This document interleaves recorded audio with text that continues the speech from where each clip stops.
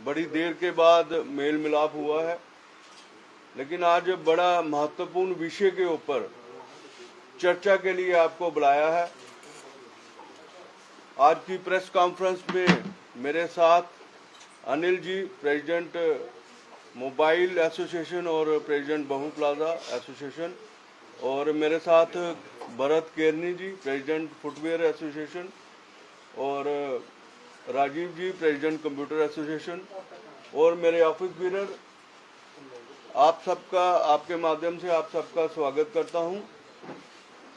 और मैं समझता हूं जो आज विषय मैं उठाने लगा हूं वो हमारे और आपके बीच जो उपभोक्ते हैं उनके लिए एक महत्वपूर्ण विषय है। मैं चाहता हूं इनको गंभीरता से लिया जाए। आपने सबने देखा होगा कि 19 मार्च को BIS ने दिल्ली में मोहन कोऑपरेटिव इंडस्ट्री एरिया में रेड किया था, फ्लिपकार्ट और अमेज़न के गोडाउन्स में। वहां लाखों रुपए की जो है नकली माल जो है बरामद किए गए थे, और उन मालों में कईयों पे ISI मार्क नहीं था, और जिन पे ISI मार्क लगा हुआ था वो नकली थे। मैं चाहूंगा कि अपने IT हेड को कि वो यहाँ की जो मीडिया वो पेशकश करे, एक वीडियो पेशकश करे। उत्तर प्रदेश, हरियाणा, तमिलनाडु और तेलंगाना में अमेज़न और इंस्टाकार्ट के गोदामों पर छापे पड़े और उन्हें वहां पर 4000 से ज्यादा नकली वस्तुएं, नकली सामान मिला। इन सभी सामानों पर नकली ISI मार्क लगा हुआ था ताकि लोग ये पहचान ही ना सकें कि ये असली है या नकली। और इन गोदामों से नकली स्मार्ट वॉचेस मिली हैं, नकली गीजर, नकली मिक्सर ग्राइंडर, नकली इंडक्शन चूल्हे, नकली ईयरफोन्स, मोबाइल फोन चार्जर्स और करीब 1.5 करोड़ रुपए का दूसरा सामान मिला है जो नकली था। इन गोदामों से जितने बड़े पैमाने पर नकली सामान मिला उसे देखकर कहा जा सकता है कि अगर आप ई-कॉमर्स से शॉपिंग करते हैं, ऑनलाइन शॉपिंग करते हैं, तो ये मुमकिन है कि आपको जो सामान मिल रहा है वो भी नकली। दोस्तों, ये सब साफ है कि जो बड़ी बड़ी ऑनलाइन कंपनियां हैं, चाहे अमेज़न है या और मल्टीनेशनल कंपनियां हैं, वो क्वालिटी के नाम पर जो है हमारे ग्राहकों को जो है ठगते हैं और हल्की क्वालिटी का सामान जो है बेचते हैं। जितने भी ऑनलाइन वाले हैं वो उपभोक्ता को लालच देते हैं, 20% 40% डिस्काउंट का लालच देते हैं, और मैं समझता हूँ आम लोग जो है उस लालच में आ जाता है कि बाजार में महंगा है, दुकानदारों के पास जो है महंगा सामान है, ऑनलाइन पे सस्ता माल बिकता है। लेकिन ये ऑनलाइन की तस्वीर आपके सामने मैंने पेश की है, इसमें साफ जाहिर है कि ये जो ऑनलाइन कंपनियां हैं और ये हमारे और आप जैसे लोगों को कम क्वालिटी का सामान बेच रही है, जन इसको हम ये भी कह सकते हैं कि वो नकली सामान जो है बेच रही है। ये तो ऑनलाइन समझता हूँ, ऑनलाइन का ये हाल है। अगर मैं ऑफलाइन की बात करूं, जैसे हमारे जम्मू में बड़े बड़े विदेशी कंपनियों के स्टोर खुले हैं और जहां बड़े बड़े मल्टीनेशनल कंपनियों के स्टोर खुले हैं और लाखों लोग वहां से सामान खरीदते हैं, चाहे खाद्य, मैं उसमें बात करूं, खाद्य सामग्री की बात करूं, चाहे मैं फुटवेयर की बात करूं, चाहे मैं इलेक्ट्रॉनिक आइटम की बात करूं। मैं समझता हूं ये चीजें जो है बड़े बड़े स्टोर में भी बिकती हैं, ऑनलाइन भी बिकती हैं, और दुकानदार भी जो है इस चीजों को बेचते हैं। अगर मैं दुकानदारों की बात करूं तो दुकानदार जो है, आप देखो, एक पॉश एरिया में दुकान लेता है, उसको सजावट करता है, एम्प्लॉयमेंट जनरेट करता है, और उसके बाद जो है सामान जो है दुकान अपनी दुकान पे रखता है, और उसके बाद आप देखो कितने डिपार्टमेंट जो है दुकानदारों के ऊपर चेकिंग करते हैं। एक जीएसटी डिपार्टमेंट है, FSSAI डिपार्टमेंट है, ISI डिपार्टमेंट है, BIS डिपार्टमेंट है, लीगल मेट्रोलॉजी डिपार्टमेंट है।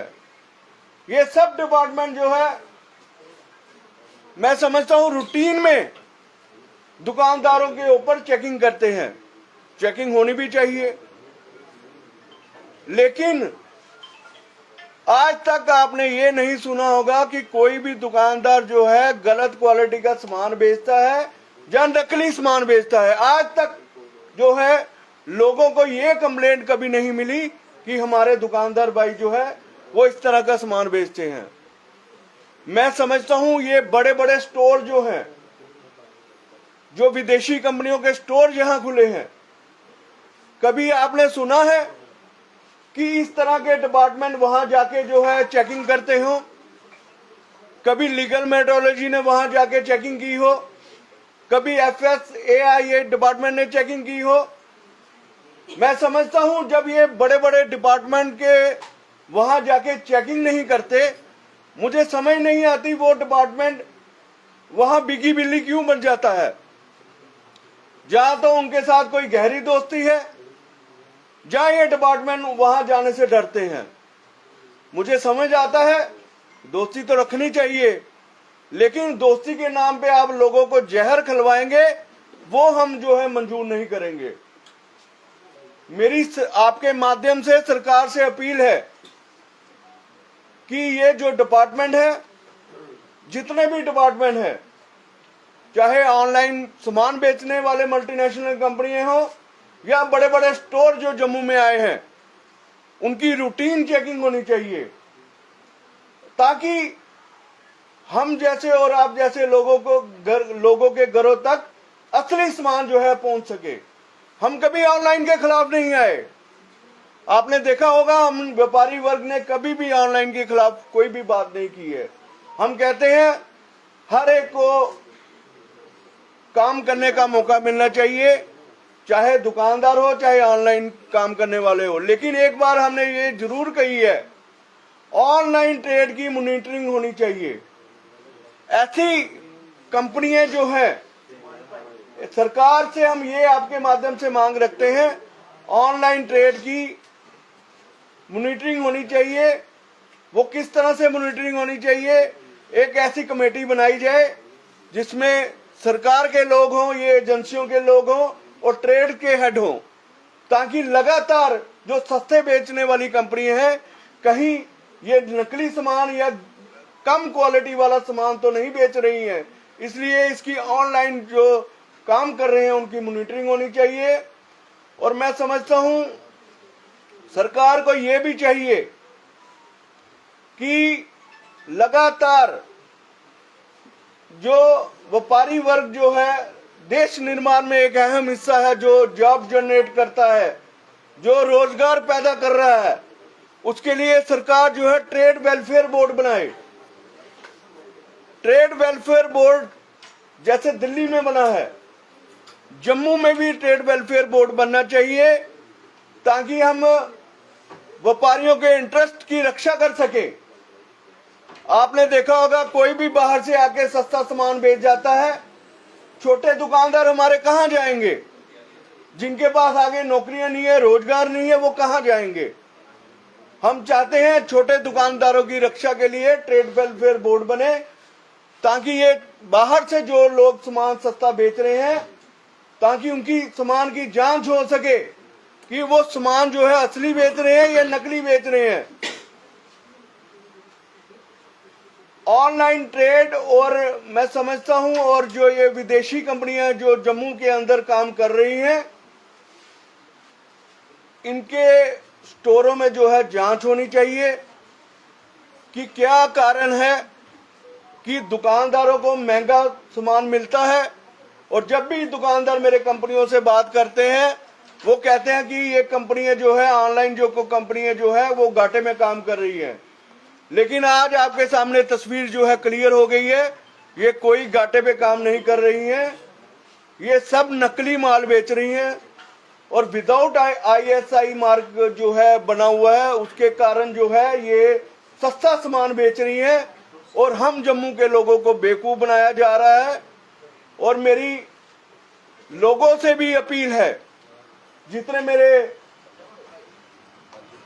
जम्मू के लोग हैं उनसे भी अपील है, जो भी ये सस्ता सामान परचेज करते हैं वो चेकिंग कर ले कि ये ISI मार्क जो लगा हुआ है वो असली है या नकली है।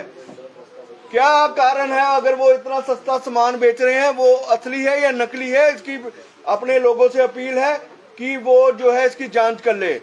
और सरकार से एक आखिरी अपील ये रहेगी कि एक ऐप बनाई जाए कि अगर मेरे घर में या आपके घर में कोई सामान आ रहा है, उसमें ISI मार्क लगा हुआ है, जब BIS मार्क लगा हुआ है, जब फूड सेफ्टी एक्ट के अंदर जो माल है उसका एक ऐप बनाई जाए, ताकि अगर ये गलत माल है उसकी शिकायत जो है उस ऐप में दर्ज हुई जाए और उस अफसर जो है उसका रिस्पॉन्सिबल हो उस क्वालिटी का।